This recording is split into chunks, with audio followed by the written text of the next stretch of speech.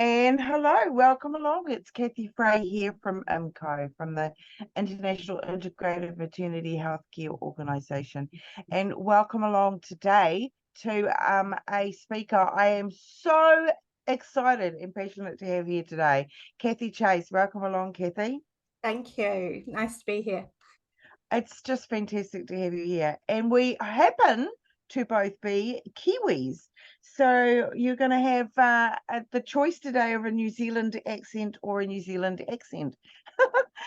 Although I think Kathy's not complete. I was going to say, you might get a Yorkshire accent. Yeah, I think we've got a bit of English accent in there, actually. Bit of Yorkshire. Yeah, so it's very exciting to have you along here because the topic that you're bringing up today, we have quite literally never had anybody talking about this topic.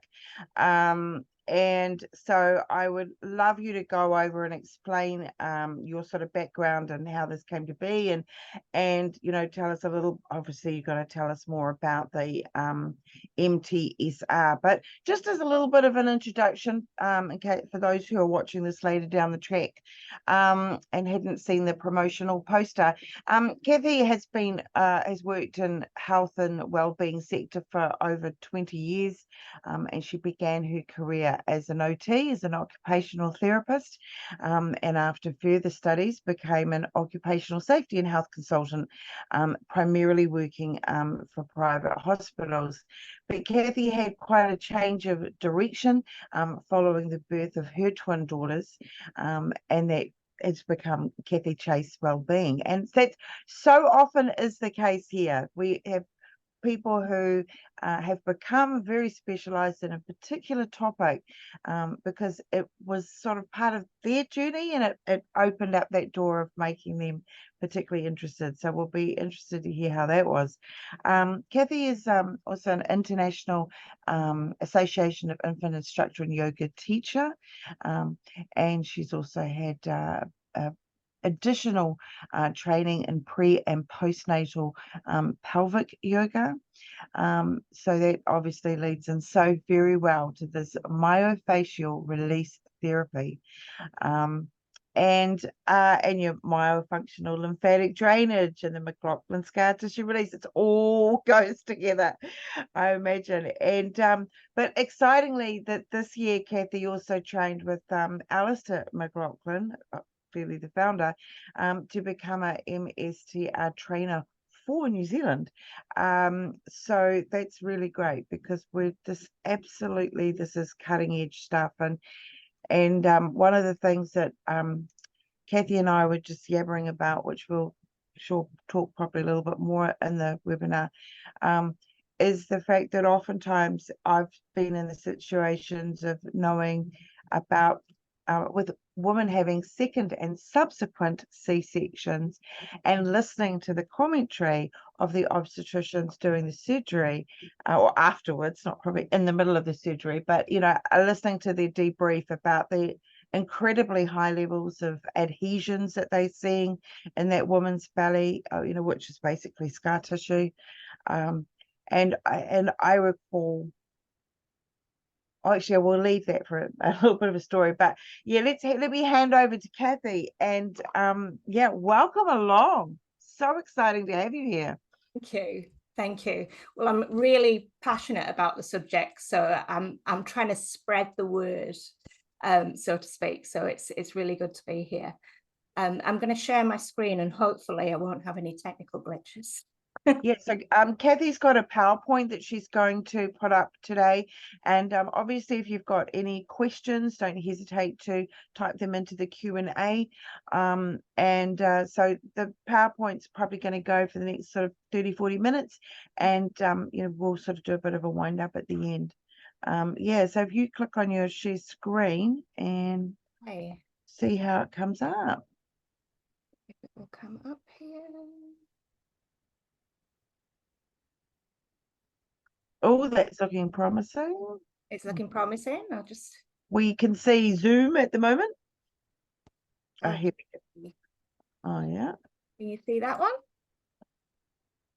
Oh, perfect. Yeah. All right. Yay. Okay, It always annoys me. I'm handing you over. Kathy is Oh. handing you over to Kathy.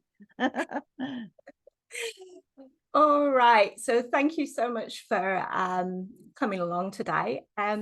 So I'm going to do a real whistle-stop tour here because I could literally talk about this subject till next year quite happily.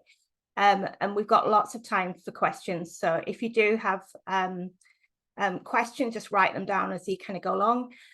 So we've had a little bit of an introduction to me. My interest in scar tissue really came from working with women postnatal. So from a yoga instructor, from being an infant massage instructor, I'd have many conversations about C-sections and their experience of C-sections. So if you haven't heard of myofascial release before, it's a relatively up and coming technique, and it's a bodywork technique.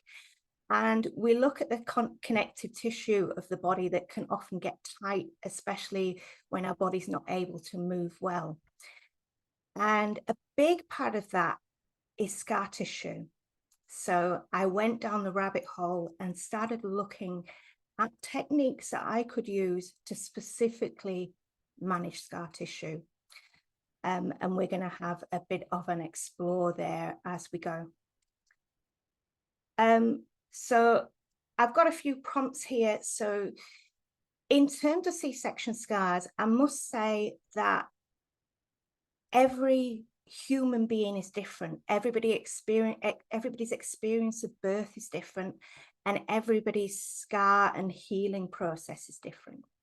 So some women will not have things about their C-section scar that bothers them, and that's absolutely fine. But having spoken to lots of women who've had C-sections, I know that there are some people that have had quite a major impact due to a C-section scarring. So these are the things that people will most commonly approach me with. So the first one we've got there is movement restrictions. So that's typically feeling of pulling around the scar line. And that can be during everyday movement. So it can be when you twist, turn the body, you might feel that you're tugging. It can be when you lift your arms up, that every time you lift your arms, you feel like everything tugs. I've even had people say that it feels like they're going to rip because it's so tight. We often have mums who are unable to lay on their stomach because it just feels horribly uncomfortable. And certainly when people try and get a little bit more active, or they're exercising or more active in their daily activities, you tend to notice these things more and more. So it absolutely affects things like your ability to tilt your pelvis. And I'll talk a little bit later about some of the other issues you can have if you can't tilt your pelvis because you've got lots of scar tissue going on. So if you've got movement restrictions, what women find is they often have issues with things like their pelvic floor muscles. They have issues with abdominal separation, and the scar tissue isn't helping. So it's very difficult to strengthen your abdominal area and things like your pelvic floor when that area of your body is not moving correctly. You can't strengthen something that you're not able to move. So that can be an issue that we come across. So the next one I've got there is the feel of the scar in the abdominal area. So quite often, if you've had C-sections, the whole abdominal area, not just the scar line, you can feel lumps, bumps, it can feel hard. The scar line itself, it can be quite raised, which is really annoying because it catches on clothing. C-sections are not in a particularly great place in terms of clothing. As you probably guess, it kind of catches on things. In terms of the feel of the scar, often scars can be really dry and dehydrated. So there's that kind of things going on. So that can, really, really concern people. Now, one thing I've put down there is the word adhesion. So adhesion is part of that scar tissue process, and basically it sticks two structures together that aren't supposed to be stuck together. So that can be muscle and fascia, it can be sticking two muscles together, all sorts of things. It can be sticking part of the intestine and to something else. And the reason we think the body does this is it's a survival mechanism. So even if we have a C-section and it's elective and it's planned, for your body, the only thing they're thinking is, oh my goodness, my body is bleeding, my body is cut. I need to try and save myself. So one thing it does, as well as producing the scar on the scar line, is it creates these adhesions. So the adhesions are to stop that area from moving so that you don't cause any more damage, and you're stabilizing that area so it can heal. But of course, once that healing process is gone, you're still left with these adhesions sticking things together. And they're not supposed to be stuck together. So it's going to impact on function. And especially our ladies who've already got a history. I mean, I've got endometriosis and various other things. So I've already got a heap of adhesions and scar tissue in there. So it makes that very busy area possibly all stuck together. So that can be a big concern. And of course, if things are stuck together and they can't work properly, sometimes what we can get are pain and aches and discomfort as well. I'm just going to move something in a way. So the next thing I'm going to talk about is sensation change. So with your C-section and scar tissue, it's not unusual that you can either be completely numb, and it doesn't necessarily mean the whole scar. It can be areas of the scar that are numb. Some of them are fine, some of them are not. The scar can be completely numb, and it's not just the scar line. Quite often you have a perimeter of a good inch. Sorry, I'm showing my age there. I'm still working inches. Around the scar that's also numb. So you can get numbness. You can get hypersensitivity, where the nerves are just really irritated, and you get kind of pins and needles and shooting, and it just, feels really uncomfortable. People say that when they have that, like just going over that scar with a piece of clothing or something like that just suddenly gives like tingles or, sensation. And the other thing that I get, which is probably the most common, is dull sensation. Now, people don't know how to describe that. And the best way I say, does it feel weird? And usually people say, yeah, it does feel weird. I don't really know how to explain it. So when the sensation is dull, you can often feel that you're being touched, but it just doesn't feel, it's not quite right. It's not quite normal. So you get dull sensation. And of course, the other thing we can potentially get is pain. So the issue of fertility and pregnancy planning often is really important to people that come to see me about scar release. We know that scar tissue can have a big effect on fertility and having really a complication-free pregnancy. I quite often have ladies who've had issues with fertility, and they've had baby number 1 with a C-section, and they're thinking about having another baby. So for them, it's about trying to get their body in the best possible state they can to try and go through the conception process and go through the pregnancy process again. So people who have interest in fertility often do quite a bit of research, and they find me around scar release that way. So definitely in terms of that, for future pregnancies and fertility, you're wanting to minimize the scar tissue, and we're also wanting everything to move efficiently as it can do. We want the pelvis to be moving.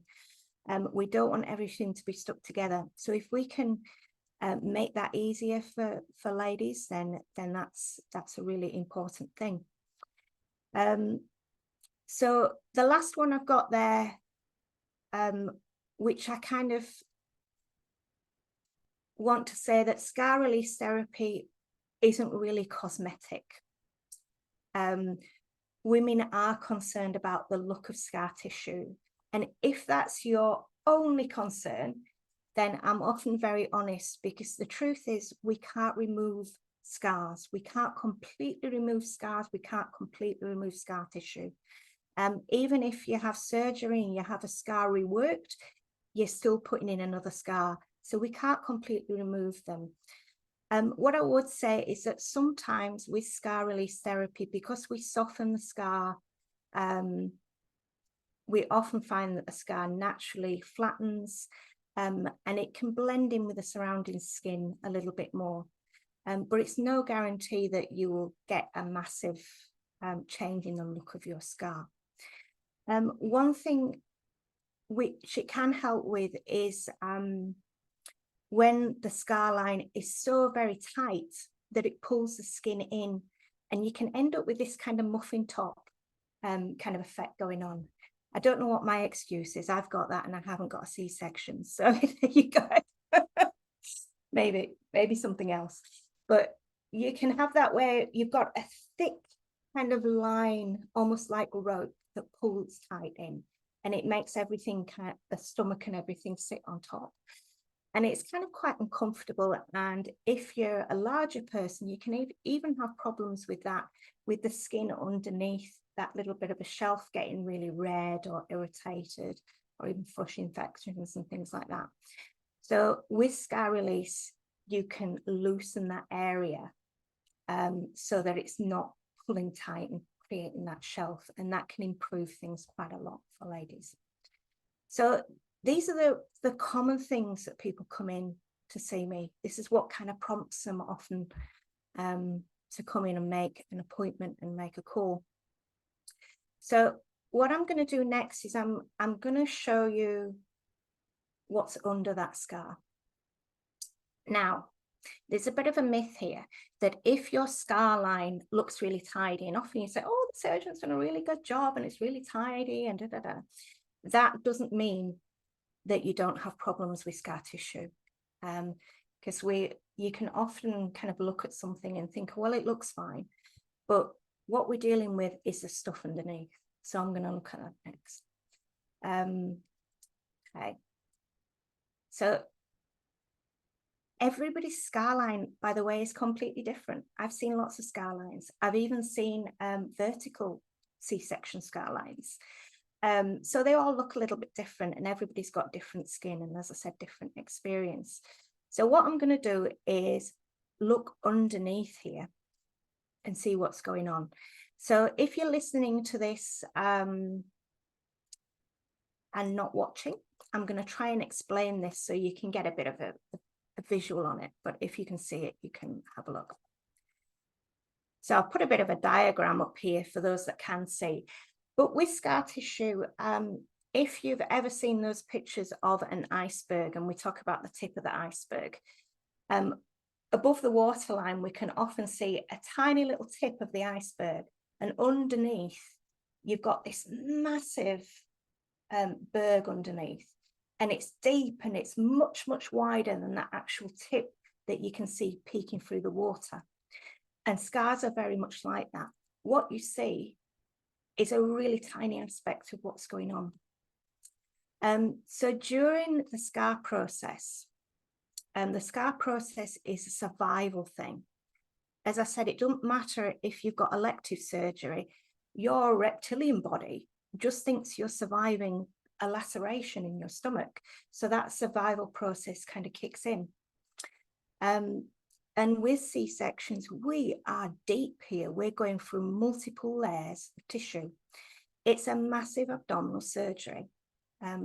We just treat it like it's not, because it is common surgery, but it's major surgery. You know, it's the only abdominal surgery I think that you'd have where people expect you to be up and running within 5 seconds.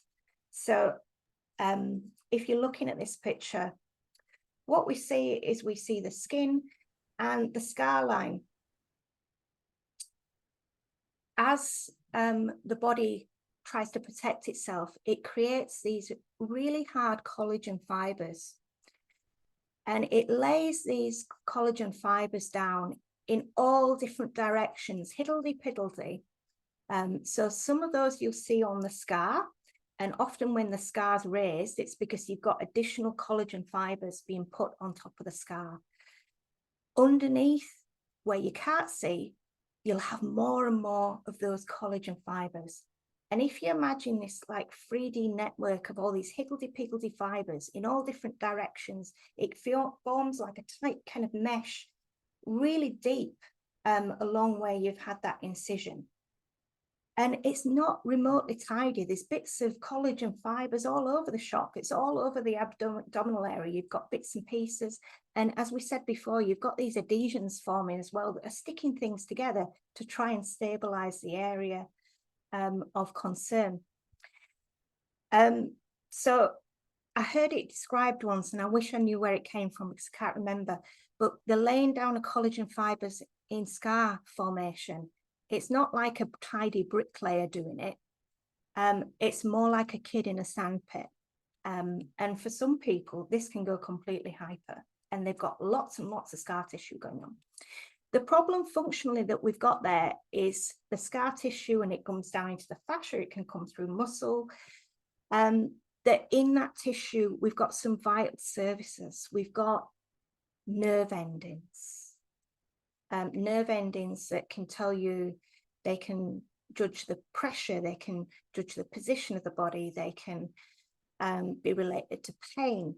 You've got nerve endings, and they end up in this mess and tight bundle of all these interconnecting collagen fibers.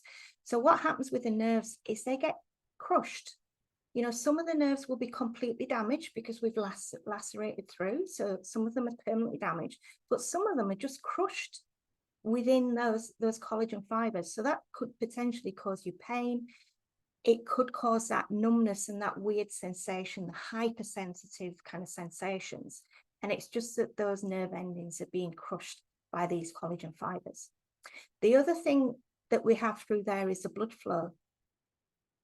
So your collagen fibers is such a tight mesh that it can mean that the circulation in that area is really disrupted, and you're not getting the blood flow, and you're not getting hydration through that area, which is often why those areas get very dry and they look quite pale. The other thing we've got there is the lymph system. So our lymphatic system has lots of lymph vessels that go through our fascial tissue and the tissue underneath the skin there. And they're essential for controlling our fluid levels, things like inflammation. They're also important for our immune system. You know, they're the waste disposal unit of the body. They get rid of damaged cells. They get rid of bacteria. The lymph system's really important, but lymph does not flow through tight scar tissue. And when that happens, and it's quite extreme, the fluid levels become imbalanced, and you can get swelling kind of above and below the scar line itself. So it feels quite kind of swollen. So that can happen as well, just because the lymph system's disrupted. So there's lots of things going on with scars. We've got those adhesions that are sticking one thing to another. And we've got a disruption of those vital kind of body functions. So I'm going to talk about the physical and psychological impacts that you may not have considered with regards to C-section. So the first one there, you'll see I've put blood and lymph flow, and I've just kind of explained that. So the scars do restrict the flow and the function of these vital services in the body. So we can get swelling above and below the scar. As I said, it can be dry and just generally less healthy. Fascia is a really interesting tissue. It covers all our vital organs. It covers our bones, our ligaments, our muscles. And this fascial tissue, for years, we thought it was just padding and it didn't have any function. But in the last, especially in the last 15 years or so, there's been a lot more research into fascia. And what we're finding is this fascial tissue, where a lot of this scar tissue often resides, has a really important function in movement, and it relates to pain as well. You've got more sensory nerve endings in your fascial tissue than you have anywhere else. So it's a really sensitive area. So if you're thinking about this scar tissue and these adhesions in that fascial tissue, it's going to impact on movement. When fascia doesn't move, it tightens, and it becomes tighter and tighter and tighter. So if you've got scar tissue in there, which is solid and it's inflexible, the surrounding tissue, the surrounding fascia is also going to tighten. So that's where we can have so many issues with movement. So at the middle there, I've put whole body impact. So I think we're moving away from this, thank goodness, that we think, you know, we just treat one area of the body, because the truth is that our body is a whole system. So if you have a problem in one area of the body, it impacts on other areas of the body. If we've got issues with our C-section, that means we've got reduced movement, and the surrounding fascia has become very tight, and we're restricted in terms of our movement. That's not going to only affect kind of the gynae systems or the pelvis. It could affect your hips. It could affect your posture, could affect how you walk. A lot of women have severe back pain, lower back pain, and it could be related to C-section. It affects the way the pelvis is positioned, and that affects the positioning of your spine, which can, so you can end up having a lot more pressure on your lower back, and that can cause issues. It can even, because it's so tight, it can even pull across and cause shoulder issues and things like that. So we have to look at things in terms of the whole body. The other thing I've put down there is breathing. So if it feels tight every time you take a big breath, you're not going to take those big diaphragmatic breaths that we desperately need. You're going to start breathing really shallow. And if we breathe shallow, and most humans do, because it's a bit of a habit, you can have issues with things like anxiety. You can feel short of breath. Diaphragmatic breathing is really important. So that's the breath. If you hold the side of your ribs there, if you take a breath and you can expand the whole rib cage out and in, that's a diaphragmatic breath. When you do that, it feels like the whole bottom of the C-section is kind of tugging and pulling because it's so tight. You're going to avoid taking those diaphragmatic breaths. So your diaphragmatic breaths are really important, both for your lymphatic system, because it's part of what motors that whole system and your immunity system. But also if you're trying to recover from childbirth and you're trying to strengthen things like your pelvic floor actually moves with your diaphragm breathing. So if you breathe in through your diaphragm, your pelvic floor engages and lifts. If you breathe out, it releases. So you can actually exercise the pelvic floor just with diaphragmatic breathing, but you can't do that if that C-section area is so tight that you can't get a full breath. So it has these knock-on effects. The other thing I see a lot is digestive problems and problems with things like constipation, irritable bowel, and sometimes it's because things are adhered together a little bit, or that you've got that kind of scar tissue going on. So it's quite often in assessments for scar tissue, I'm asking all these random questions, and it's because it can have such a big impact. So this is huge.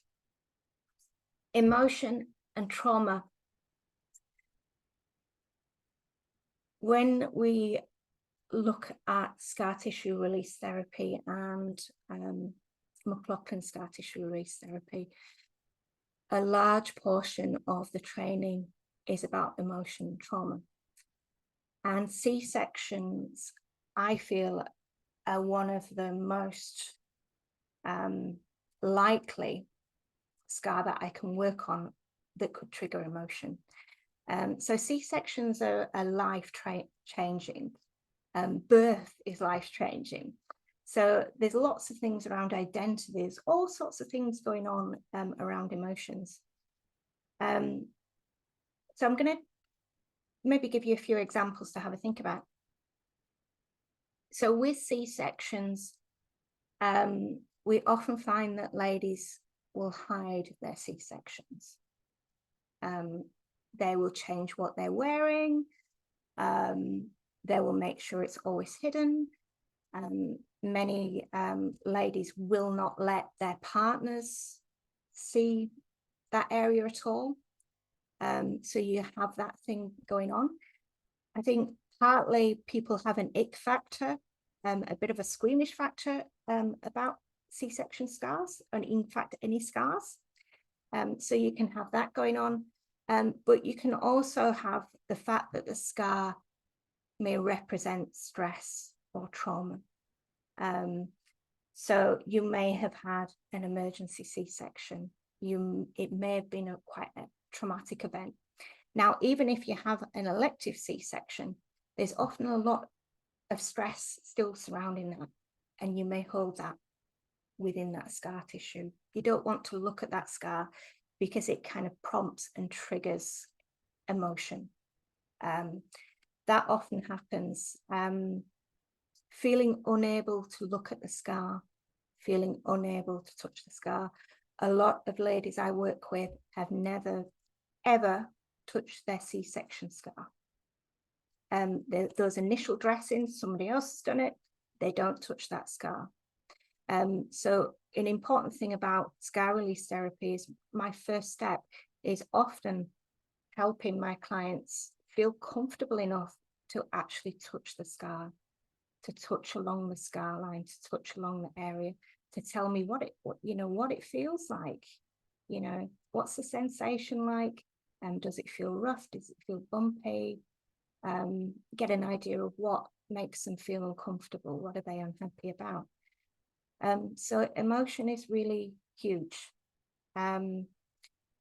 We sometimes have this disassociation with scars, and that can happen with C-sections, where that area where you've got a scar feels completely alien to you, and it doesn't feel part of your entire body. And it's hard to describe, but that does happen. So if you can imagine, if you hide that scar, if you don't feel like it's part of your body, it'd be very difficult to have a good recovery in that area. People who can't look at the scar, they're much more likely to have infections that they don't notice and things like that. They're just not able to take care of that part of themselves.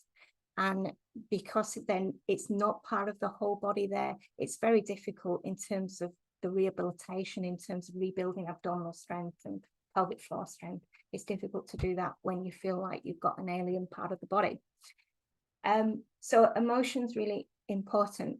And when I'm doing scar release, I'm watching you, but you're breathing, I'm talking to you, because I'm constantly checking in and seeing how you're feeling.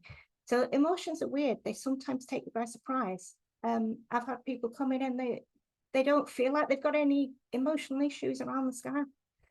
And sometimes you work on that scar and you kind of release it. It's almost like a release of tension, and there's something will flood back. I had one lady and she suddenly said, I suddenly had this image of when I first had my baby and they had to go down to NICU, to special care baby unit. And that kind of flashed back to me as you were working on the scar. So it's kind of got a bit of a cathartic element to it. And of course, with this work, our practitioners we recommend that they have people we can refer on to if they need additional assistance.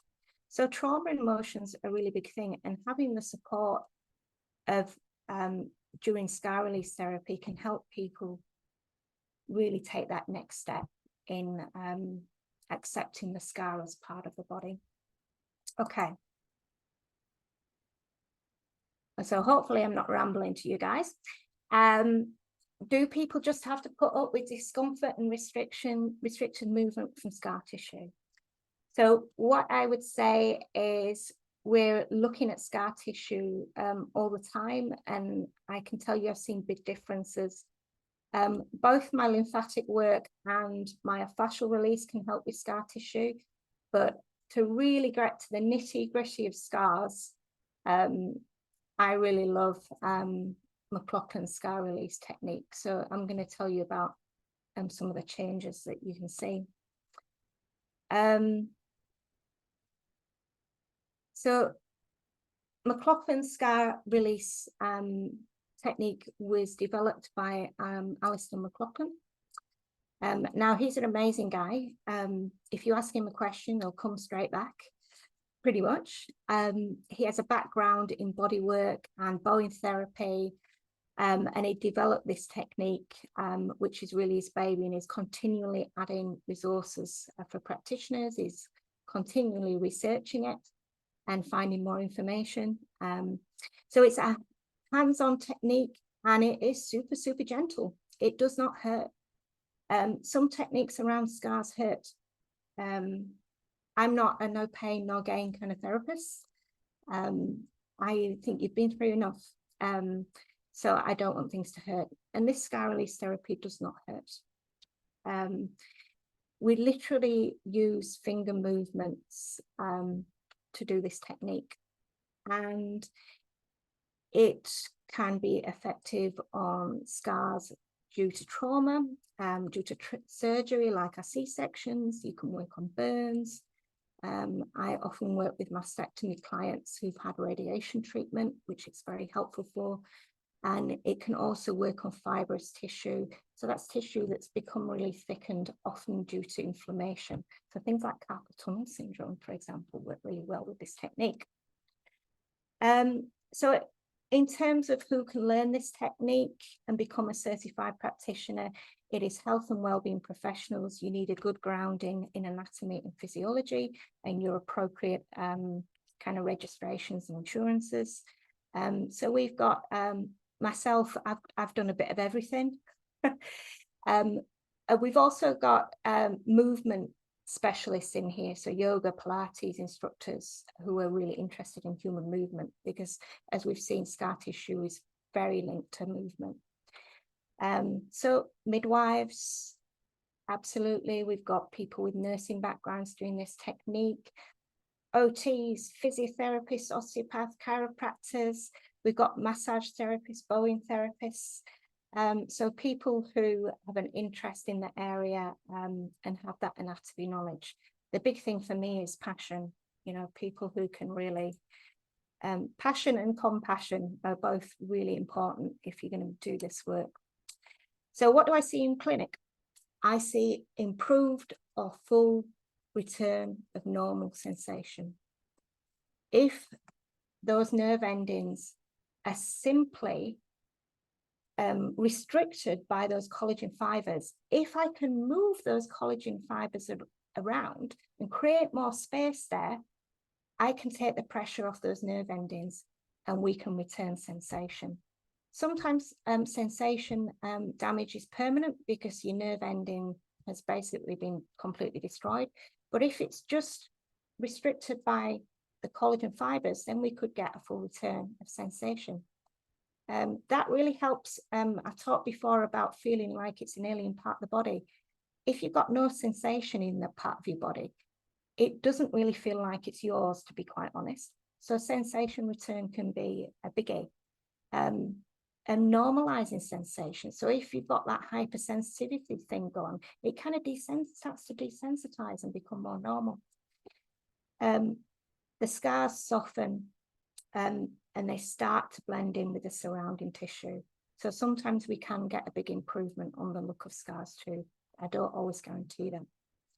If you've got raised scars, and you can sometimes get scars and there's been too much collagen production there, and they can almost look like raised scabs. So they will flatten and soften.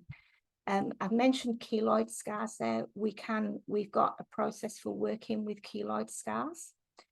Keloid scars are when somebody's scar collagen production goes a bit haywire, and you end up with almost like a bubble over the scar, and it extends way outside of that original scar line. So it's quite problematic. So we can work with keloid scars, and it very much helps to flatten those scars down. If I can feel any restriction of the tissue anywhere, so I check the whole abdominal area, I check down around the hip bones, the bottom of the ribs, the whole area we'll have a look at. If I feel any lumps, bumps, potential adhesions in the tissue that we talked about before, I'm going to work them. And quite often we'll find that they either reduce, and more often than not, they can completely go. So you can go from having all these lumps and bumps everywhere to no bumps at all. And because this technique is, it's not harmful, it's super gentle, I often say, look, it's worth a go. And generally we get really good results. So that tightness and range of movement, if we release that scar tissue, if we start to remodel that scar tissue, we can improve that. We can get rid of that tightness. So often I use scar tissue release. I use other techniques, and I certainly use movement and yoga to get people able to move without discomfort. In my clinic, I find that it's really important for clients to talk through their thoughts and experiences around the C-section, and often no one has talked to them about this, or they don't feel that they can talk, and all your feelings are completely valid. So we need to talk. We need to start feeling more comfortable with our own skin, and sometimes you do need to support if you can't touch that C-section scar. Maybe you've never talked about your anxieties. A lot of this thing can come out when we're doing that scar release work. I often have people say they feel more comfortable in their own skin. I often have people feel the area, and sometimes we can't see our C-section, it's kind of hidden, and they'll feel the area and go, oh, I can't even feel it. I can't tell where that line was. Where's it gone? And that can happen as well. So we're having some lovely results. Scar release is long-term, doesn't go backwards. It doesn't. We change the structure, we remodel the structure of the scar tissue, so it doesn't go backwards. So that's really important. You're not going to have this done every 6 months or so. So what's happening under the skin? We can see what's happening on the surface. We can get reports of how it's feeling, but what's actually happening under the skin.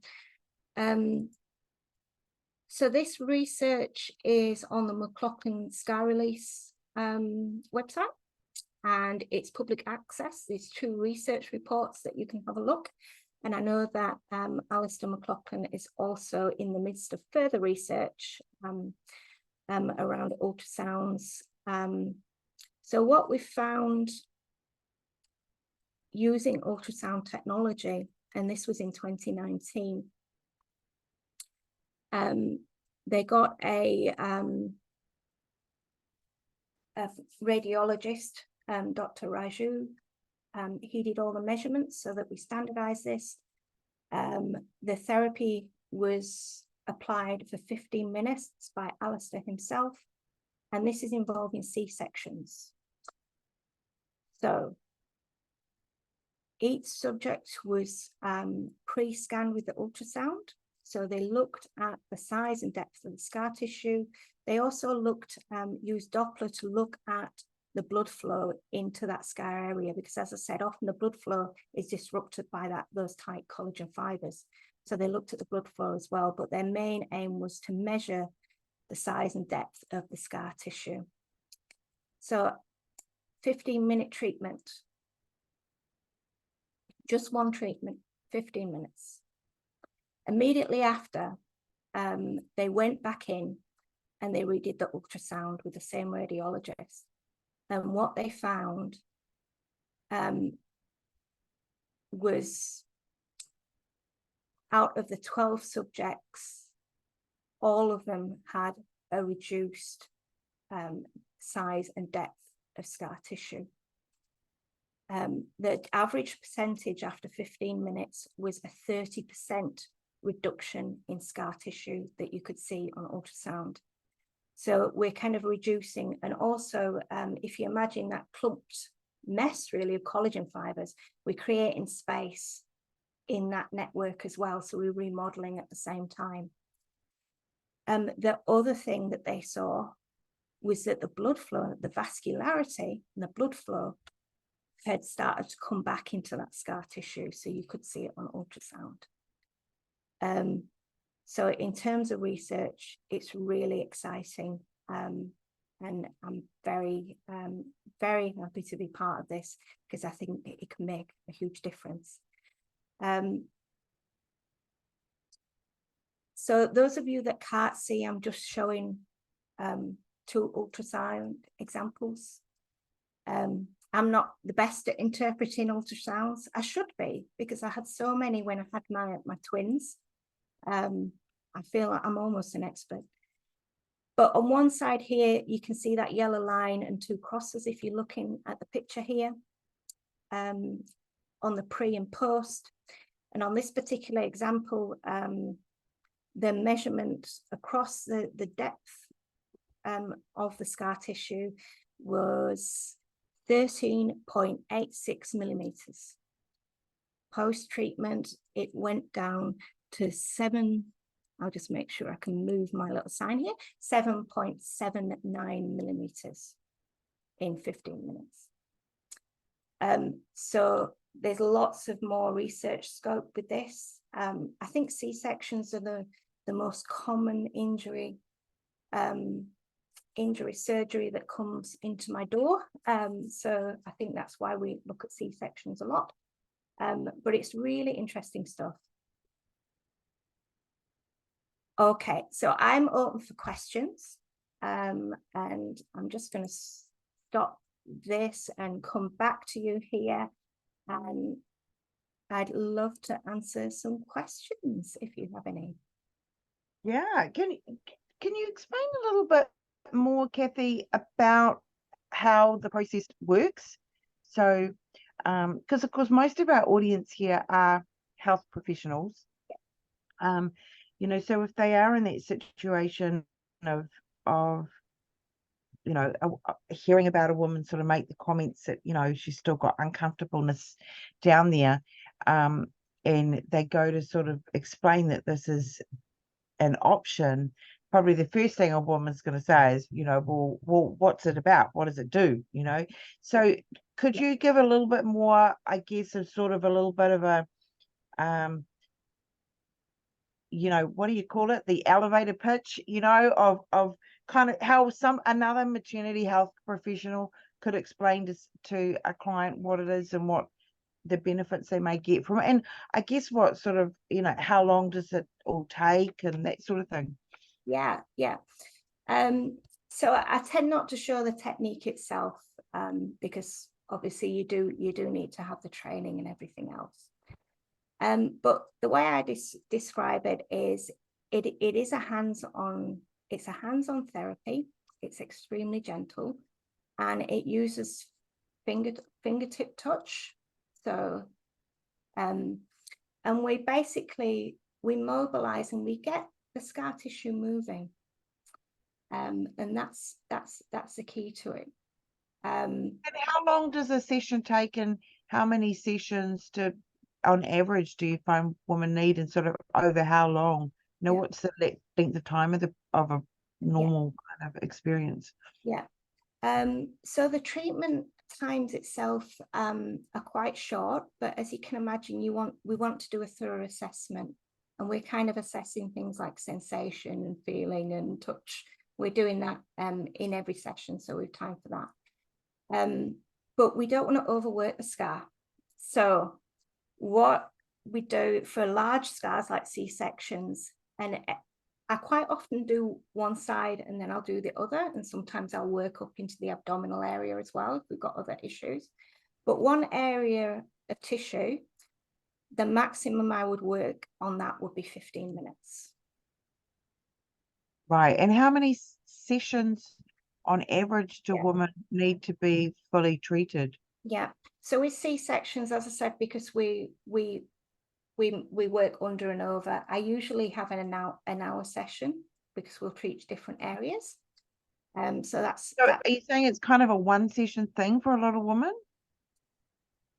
You can definitely see changes in one session, but we usually recommend 4 to 6 would be what we do. And how long would that be spread over? So we don't want to overwork the scar tissue because you can irritate scar. So the minimum gap is a week for those large scars. Right. Okay. So sort of over a couple of months, basically, they see differences. I think. And I guess that there's therapists trained all over the world. What other countries that you know of that that this is accessible? One thing that people can do if they go on the Mcloughlin Scar Release website is there's a world map. Oh, brilliant. Bring it up and it'll show you where everybody is. So everybody who's been through the training is relatively short, but people who do the training have to do case studies and assessments. So once they've gone through that, they become a certified practitioner and you go on our map. So we've literally got a world map with dots all over the place with practitioners. Brilliant. Okay. So, you know, America, Eastern Europe, UK, Australia, all over the place. And of course, we want more. Right. And what's the commonest? So obviously you've got all these different maternity health professionals from all different modalities and therapies that do that training. How long does the training take? So in person, you can. It's a full day training in person. Mm-hmm. There is an online option, like many places have an online option these days. So we have an intensive one, which is called a small group online. So we only have like 2 or 3 people or so. And you can do that in 3 hours. Wow. So the technique in itself isn't that complicated. We also have online training modules, so around kind of assessment, scar and background. So it's kind of grown quite a lot. So you've got a mixture of the online. When you've done your training, we usually give people about 6 months because you've got to do 5 case studies in the assessment and they have to be reviewed. So during that time, you have access to your instructor. So I basically jump on a Zoom whenever my students need me, quite often. And you also have an amazing Facebook group, which is the best I've ever been in. And you've got students and practitioners on there when you've done your training, and they put case studies up, they put all sorts up, and literally any question you can come across, you can usually find somebody who's a specialist in the area who's done it. Brilliant.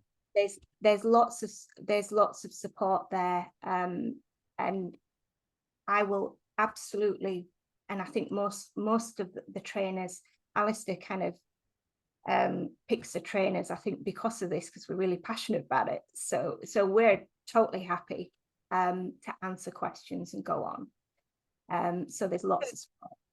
Yeah, when you were going through the common reasons that women will come to see you, that restriction of movement, that tightness, that kind of pang Yeah. that it's a pang of pain they'll get with a stretch up, or they're kind of literally in the supermarket reaching up to a top shelf and they go, ow, and it's so understandable when they come in for a second or subsequent C-section, and you can see the mess that sometimes it is inside them abdominally. And that's not necessarily anything to do with the quality or skill of the previous surgeon, not at all. It can be, but not generally. And it's to do with that woman's body's reaction to the surgery. Just like some woman, some humans will always create a keloid scar on their skin, and others don't. So it's just one of those ways that woman's body reacts. And I think that there is a general complete misunderstanding within the general public of women that the scar that they see on their abdomen is the scar. Yeah. And it's not. That's just the top layer. That's all that. Yeah. Oh, so, right. So when they do the surgery, they're going through the skin, and then the subcutaneous fat, and then the fascia, and then the rectus abdominal muscle, and then the peritoneum, and then the uterus muscle, and there's all these layers, and most of those layers get sewn back up. So with dissolvable suture, so that woman can have multiple layers that have all come back together. And if she's, of course, a little bit naturally, constitutionally prone to sort of doing a little bit of excessive scarring, well, man, all those layers, it just can turn into this big adhesion mess, especially when the bladder ends up getting adhesions too as well. And I've been in theatre where a woman's got so much scar tissue that the surgeons can't perform a lower segment cesarean section. And so the womb, of course, is in two halves, the lower segment and the upper segment. The upper segment is more muscular, and that's the part that contracts, when women contract, which is why when they contract, we put our hand at the fundus at the top of the womb. That's how we feel the strength of the contraction.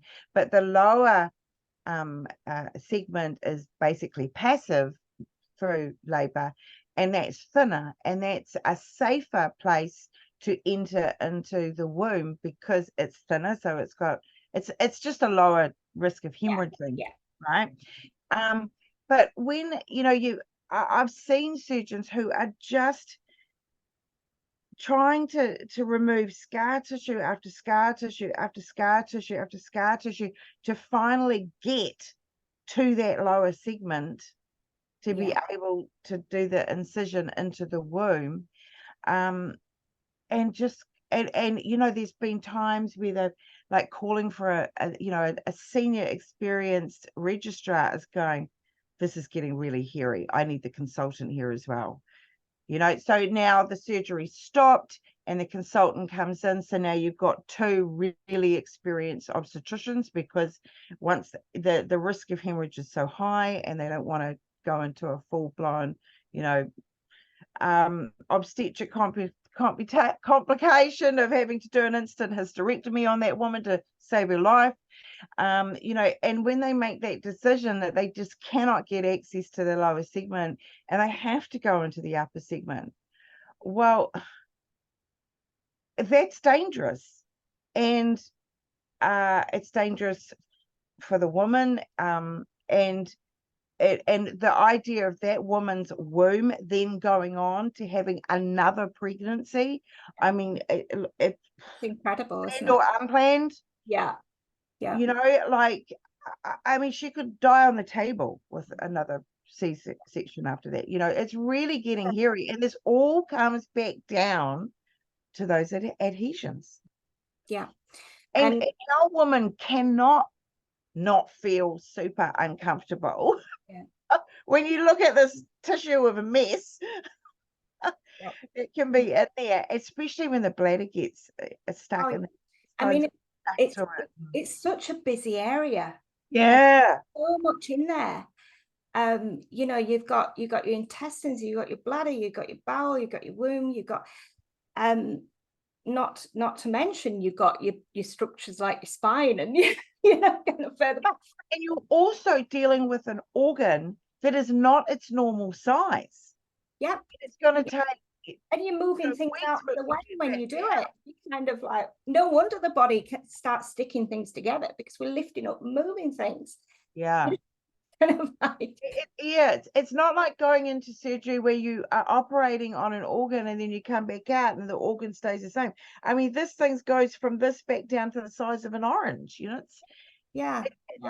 And so while it's doing that, that's all moving organs around, and it's all while it's healing, and all jeepers. Yeah. So it's and interesting to have your comments too about the woman who didn't think that they were that traumatized, you know, like they've handled the situation well, and maybe they had some really good debriefing afterwards, and they haven't carried a lot of trauma with them. But at that moment in time when somebody's fiddling in that area, you know, it's such a, not just a mental, emotional, it's such a physical memory of it is. And I think the trauma that went with it. Because if it's an emergency C-section, you know, there's a whole lot of stuff that leads up to that moment. Yeah. And as you can imagine, it could be emotions from the whole pregnancy. It could be your whole thoughts around pregnancy. I mean, some people come in and they think they've been a failure because they've had a C-section. Oh yeah, especially well. I mean, one of my anger, I'm very not, I had to walk away once because somebody said to me, "Oh, you've had twins." You know, people say anything to you about when you've had twins, by the way, anything. But it was a man, and he came up to me and he said, "Oh, so did you have a C-section?" I said, no, I didn't have a C-section. He said, "Oh, well, you didn't take the easy route out, did you?" And I was fuming. I had to walk away because I was so angry. Because this is big surgery, and our women are amazing. They're absolutely amazing. It's major abdominal surgery, and it should never ever be played down that it's anything less than that. No. And it's the only time really in healthcare where you've got women who have routinely done the equivalent of run a marathon. You know, they've gone through labor. We've gone straight from running a marathon, from a calorie output body, you know, time, energy. It's not, obviously a marathon is not the same as being in labor, but you know, we kind of equivalent, you know, do give it equivalency for calorie counts and stuff. But you know, they've done the equivalent of physical exertion of a marathon, immediately followed up with major abdominal surgery, which in any normal circumstance would be a good 6-week recovery of rest on rest on rest. Yeah. And then immediately we follow that up with handing them a brand new baby and sort of saying, "Here, look after that." Yeah. And you know, and have broken sleep for the next 2 months while you're trying. Like it's absolute. It is so nuts, insane. It's actually cruel. That there is so much expectation that it's not that big a deal, and it's so common, and it's because it's so common, you know. I mean, even in some of the better hospitals, you know, 35% Caesar rates are pretty routine, You know, Yeah. that's a 1 in 3 rate, and that's across the board. Yeah, So absolutely. your primates, your first time mothers, they have a higher percentage statistic on that. You know, Yeah. they're probably more, 40%.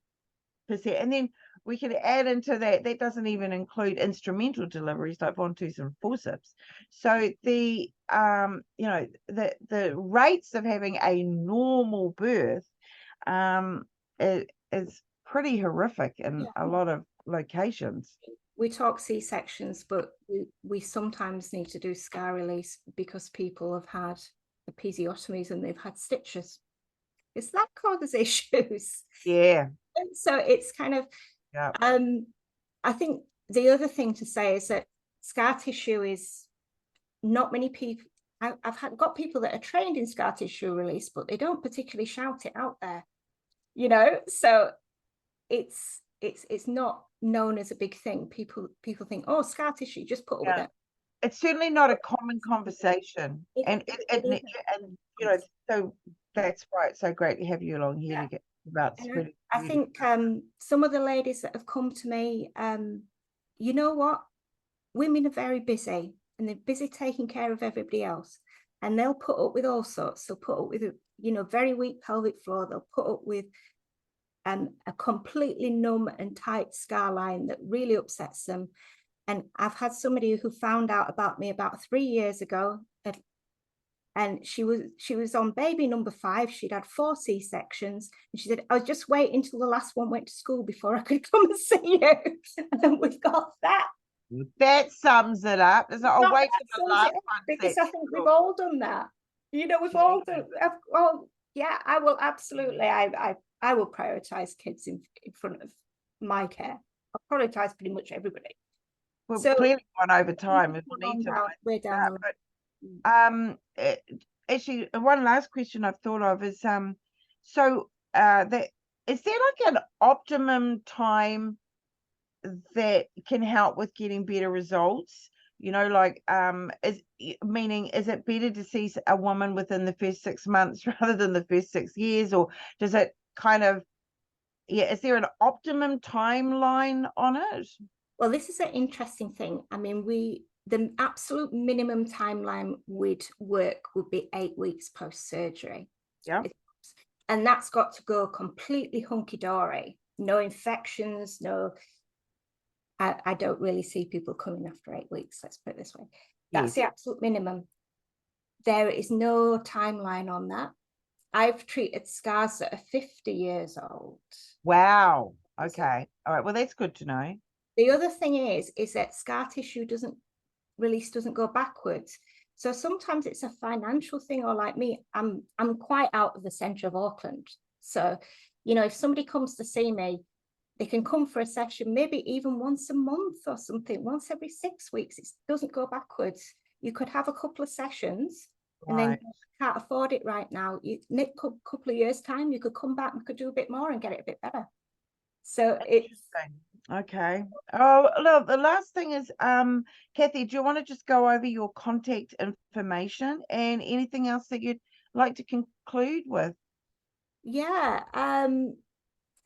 I think just, treat your mums with kindness, be aware that this can be an issue, and open that conversation, ask that question, are they okay with their C-section? Because, there's so many issues there. And really, spread the word that there are people that are working with scars and that are able to help. So the Mcloughlin Scar Tissue Release, if you Google that, you'll come up with a website. There's also YouTube channels and videos and lots of information that are accessible to the public. My business is www.kathychase.com, and I'm always up for a conversation. Fantastic. Okay, so let's look, it's been absolutely delightful to have you along, and it's so cutting edge. And we hope that this type of knowledge and this type of treatment is one of those things that maybe in 20 years from now it becomes routine. Yeah. You know, so, oh, well, you've had a C-section. Okay, well, you should probably go and have some scar tissue relief, as part of your healing process down the track, because you don't want to be left with, tight feelings, and it becomes a normalized part of the process. But thank you so much, and thank you to those who are here, came in live today. It's always lovely to have our live audience as well. And otherwise, I just want to wish everybody a wonderful rest of the day and rest of their week. So thank you very much, Kathy. Thank you very much. It's been awesome. Okay, bye, everybody. Ready?